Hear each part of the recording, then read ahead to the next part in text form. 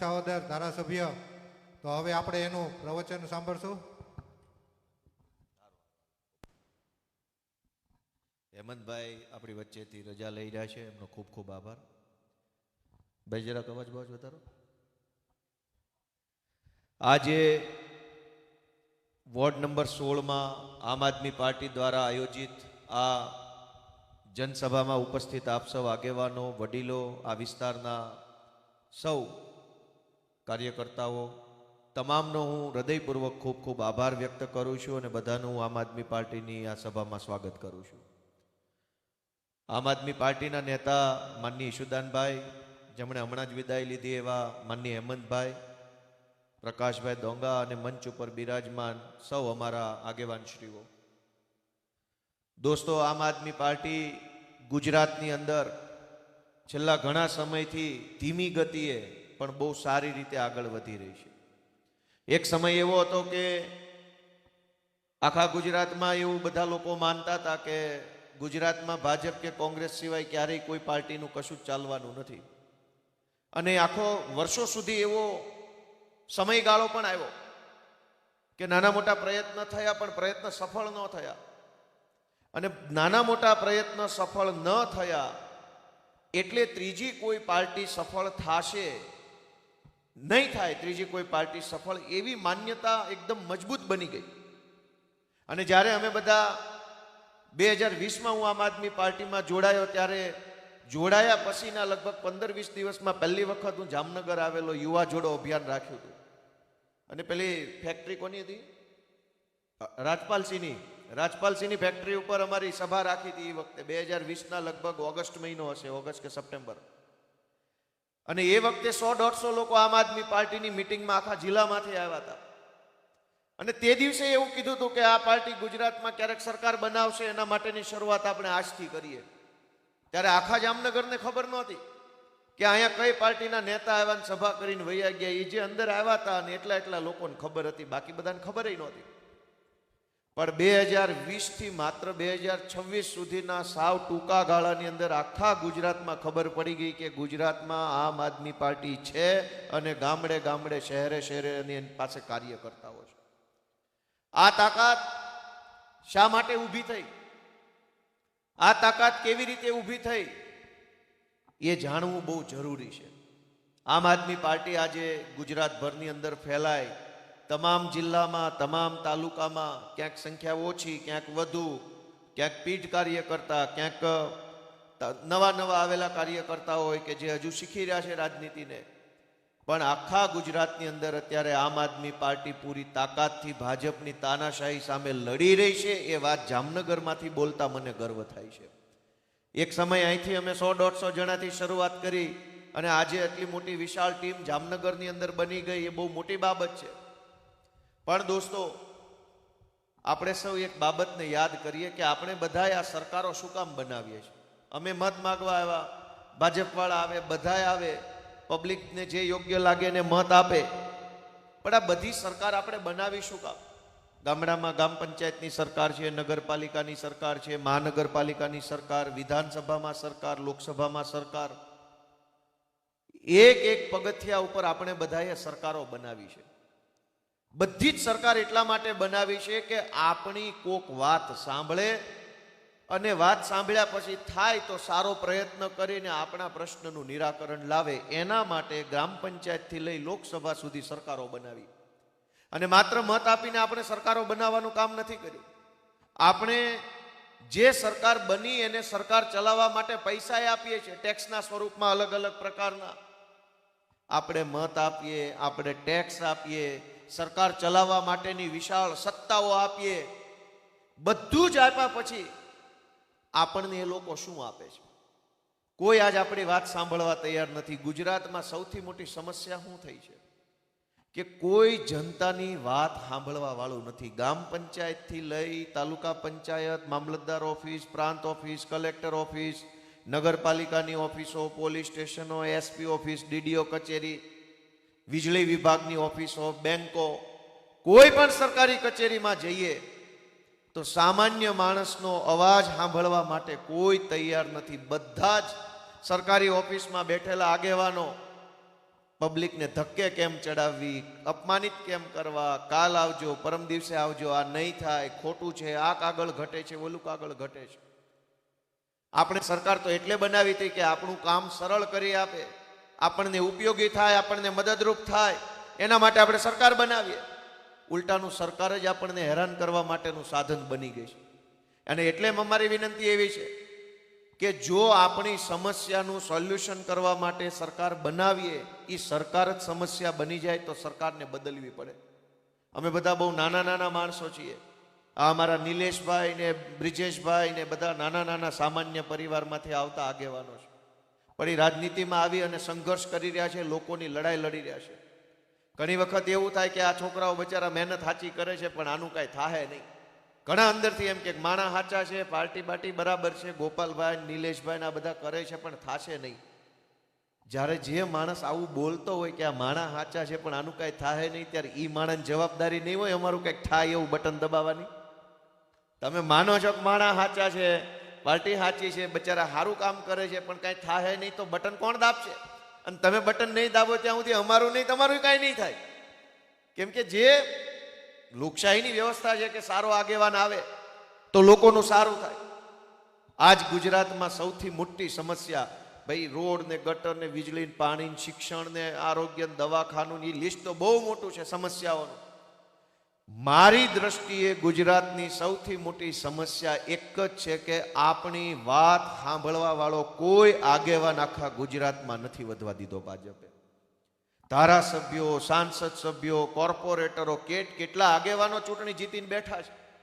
એ બધાને નહીં દેખાતું હોય કે લોકોને કેટલી તકલીફ પડી રહી છે, પણ આપણી વાત કોઈ સાંભળવા તૈયાર નથી. સરકારી માણસો તો આખી અલગ જ દુનિયામાં જીવે છે. અને એટલા માટે એક બદલાવ લાવવાની જરૂર છે. અને બદલાવ હંમેશા નાના પાયે આવે. બદલાવ નાનો માણસ હોય એ જ લાવી શકે. મોટા માણસોને તો કોઈ આઝાદી પહેલાંય તકલીફ નહોતી ને આઝાદી પછી પૈસાવાળાને તકલીફ નથી. સામાન્ય માણસ તકલીફ ભોગવે છે અને સામાન્ય માણસને બદલાવની જરૂર છે ને એટલે જ સામાન્ય માણસો બદલાવની વાત લઈને આવ્યા છે.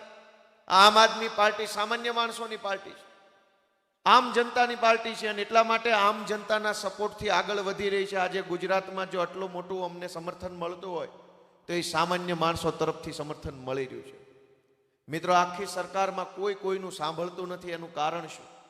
હું તમને એનું એક ઉદાહરણ આપું કે આખી સરકારમાં જેટલા પણ માણસો ચૂંટણી જીતે છે, ધારાસભ્યો કે સાંસદ સભ્યો કે કોર્પોરેટરો, એ કોઈ પોતાની ક્ષમતાથી આગળ નથી આવતા. મોદી મોદી મોદી મોદી કરે એટલે એને મત મળે છે અને જીતી જાય છે. આ વાત સાચી છે કે ખોટી?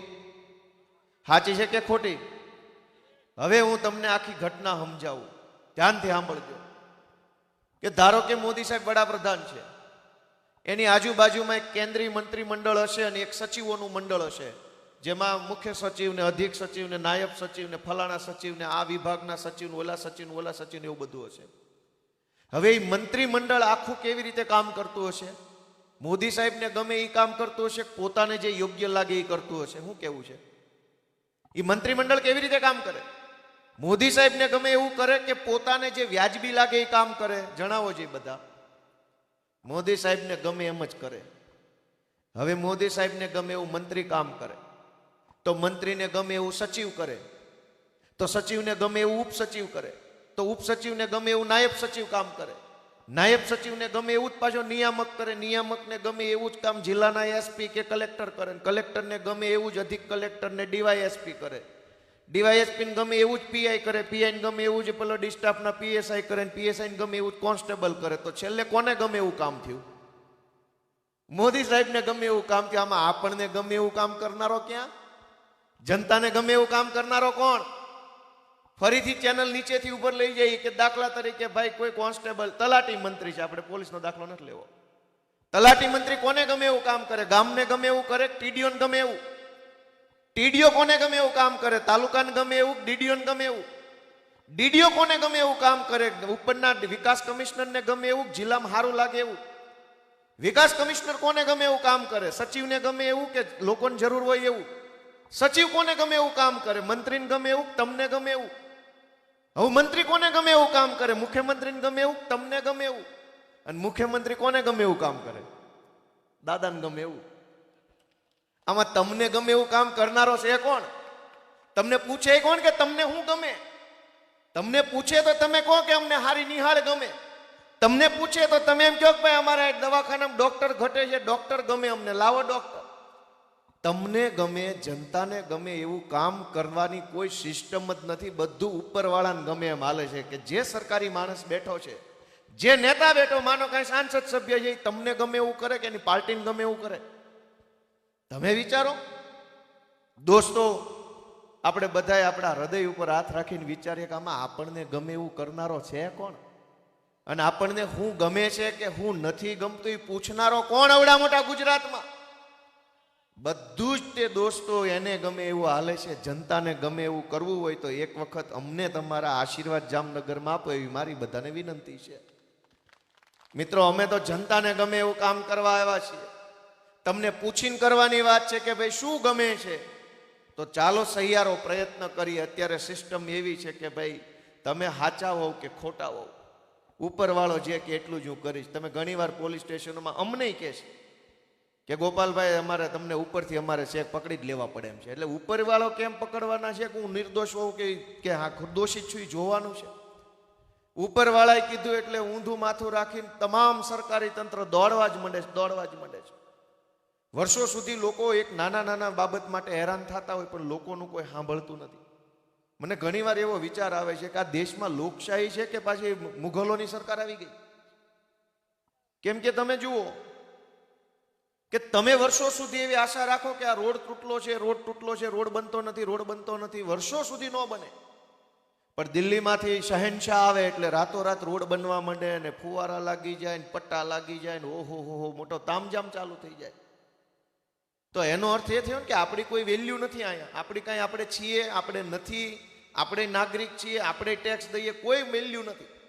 ગાંધીનગરમાંથી કે દિલ્હીમાંથી મોટા મોટા નેતાઓ આવે તો રોડ બની જાય, ડિવાઈડરો બની જાય, આખું સરકારી તંત્ર ખડે પગે ઊભું રહી જાય.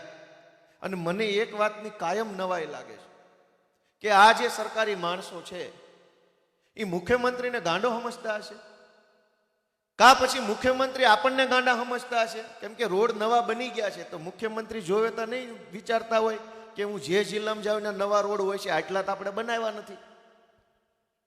તો એ ક્યારેક નહીં એના માણસોને પૂછતા હોય કે જ્યાં જઈને નવા રોડ કેમ આવે છે? તો યા તો મુખ્યમંત્રીને એના અધિકારીઓ છેતરતા હશે કે સાહેબને ક્યાં કાંઈ ખબર પડે, નવો બનાવી નકવી નાખો એટલે મજા આવશે કે વાહ વાહ વાહ બહુ સરસ બહુ સરસ. તમે કોકના ઘરે મહેમાન થઈને જાઓ તો તમને ખબર પડી જાય કે હું આવવાનો હતો એટલે વ્યવસ્થિત છે કે પહેલેથી વ્યવસ્થિત છે. કોકનું ઘર જોવો ને તો ખબર પડી જાય. વાત સાચી કે ખોટી? ગમે એના ઘરે મહેમાન થઈને જાઓ તો ખબર પડી જાય કે તમે આવવાના હતા એટલે ગોઠવેલું છે કે પહેલેથી આમ નામ છે. ખબર પડે કે ન પડે? આપણને ખબર પડી જાય કે ભાઈ આ ગોપાલભાઈ આવવાના છે એટલે થોડુંક વ્યવસ્થિત દેખાય છે. નહીતર કેમ કે નવું મૂક્યું હોય તો તરત દેખાય જાય કે આ નવો કુંજો લાવીને મૂક્યો છે, ગોપાલભાઈ આવવાના હતા. ફૂલ નવા હોય, કુંજોય નવો હોય, ખબર ન પડી જાય કે આ નવું છે? તો મુખ્યમંત્રી ક્યારેય નહીં પૂછતા હોય એના સરકારના માણસોને કે ભાઈ હું જાઉં ત્યાં જ નવા બનાવો છો કે બધે આવા બનાવો છો કે પછી અમને બનાવો છો? કોઈ કહેનારું નથી, કોઈ પૂછનારું નથી. લોલમ લોલ તંત્ર હાલે છે. એટલી હદે લોલમ લોલ હાલે છે કે ભાજપના વડોદરાના 5 ધારાસભ્યો, 1 નહીં 2 નહીં 3 નહીં 5 એક હામટી એક કાગળ લખ્યો. ખ્યાલ છે બધાને? 5 ધારાસભ્યો એવું લખ્યું કે અધિકારીઓ અમારું ગાંઠતા નથી, અમારું અધિકારી પાસે કાંઈ ઉપજતું નથી. હવે જો ભાજપના ધારાસભ્યોનું અધિકારી પાસે કાંઈ ન ઉપજતું હોય તો ગામડાના નાના માણસની દશા શું હશે એ તો વિચારો. અને મુદ્દો એટલો પૂરતો મર્યાદિત નથી.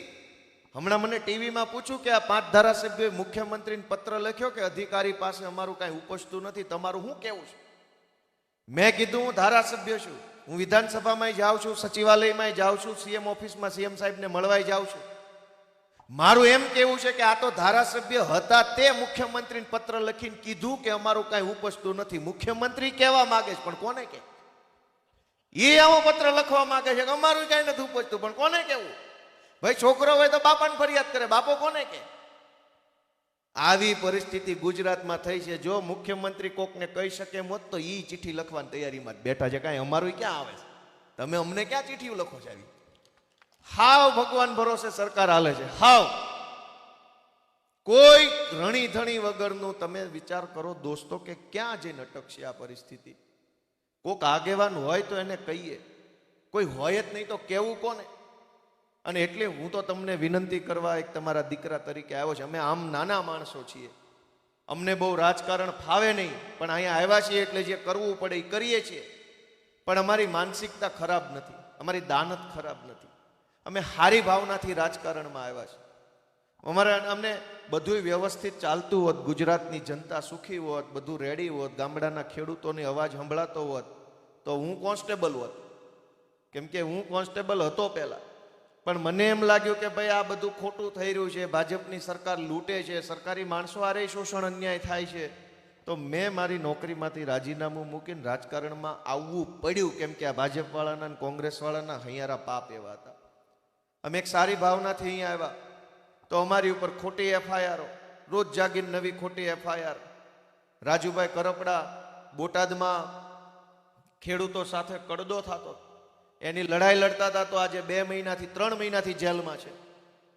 ડ્રગ્સ વેચનારા જેલમાં નથી, દારૂ વેચનારા 3 મહિના જેલમાં નથી જતા. ખેડૂતોની લડાઈ જે લડે એને તરત પકડીને ખોટી એફઆઈઆરમાં જેલમાં પૂરી દેવામાં આવે છે. પણ જેલ હોય કે એ બધું જે હોય તે એવી રીતે જેલની બીકથી જો કાંઈ આઝાદી ઊભી રહી જતી હોત તો આ દેશમાં ક્યાં આઝાદી આવવાની. અંગ્રેજો આ જ ધંધો કરતા હતા, જે દેશના આઝાદીની લડાઈ લડવા માટે આગળ આવે ને પૂરી દેતા. પણ એમ કાંઈ આઝાદી ઊભી નથી રહી. દોસ્તો, હું તમને બધાને વિનંતી કરવા આવ્યો છું કે આવનારા દિવસોમાં ગુજરાતની અંદર જો આપણે બધાએ ખૂબ સારું એવું કામ કરવું હશે તો પરિવર્તન એક વખત જરૂરી છે. અને પરિવર્તન નહીં આવવાનું નુકસાન જનતાને તો થયું છે, ભાજપના લોકોને નુકસાન છે. આજે એના ધારાસભ્યોનું સરકારી, તમે વિચાર કરો કે 30 વર્ષ સળંગ એક જ પાર્ટીની સરકાર હોય ગુજરાતમાં તો સરકારી તંત્ર ઉપર એની પકડ મજબૂત થવી જોઈએ કે ઢીલી થવી જોઈએ? કયો છે બધા? 30 વર્ષ સુધી તમે સરકારમાં રહ્યો અને બહુમતી સાથે સરકારમાં રહ્યો તો વહીવટી તંત્ર ઉપર કમાન્ડ મજબૂત થવો જોઈએ, ઢીલો પડી જવો જોઈએ? મજબૂત થવો જોઈએ, એના બદલે આ લોકોનું ઢીલું પડતું જાય છે. તમે વિચાર કરો કે કઈ હદે અધિકારીશાહી અત્યારે ગુજરાતમાં હાવી થઈ ગઈ છે. અને એટલે આપણે બધાએ વિચારવું પડશે. ખેડૂતોની વાત કોઈ સાંભળવામાં આવતી નથી. આ જેમ ભાવે તેમ લાઈનો નાખવાનું કાઠિયાવાડમાં ચાલુ કર્યું છે. આખા કચ્છમાંથી ક્યાંય જામનગરમાંથી જે સોલાર પેનલ નાખે એટલે લાઈનો ગમે એના ખેતરમાં દાબ દબાણ કરીને નાખી જાય છે. કોઈ સરકારમાં કહેનારું નથી. ભાજપના નેતાઓ આમ તો બહુ મોટા સિંહ બનીને ફરે છે. ટાઈગર આવ્યા, સિંહ આવ્યા, વાઘ આવ્યા, ને આવું બધું એની આવે ત્યારે આવું બધું હાલતું હોય છે. સમાજમાં સન્માનો થતા હોય છે. પણ કોઈ ભાજપના સાંસદ સભ્ય, ધારાસભ્ય, મંત્રીમાં એવી હિંમત છે કે એની સરકારને જઈને એટલું કે આ સોલાર નાખનારી કંપની પૈસા કમાય છે, 2 પૈસા ખેડૂતોને આપવામાં તમને શું તકલીફ પડે છે? કંપની કોમર્શિયલ કામ કરે છે, વેપાર કરે છે, એ વીજળી ઉત્પાદન કરીને વીજળી વેચે છે માર્કેટમાં, સરકારને વેચે છે.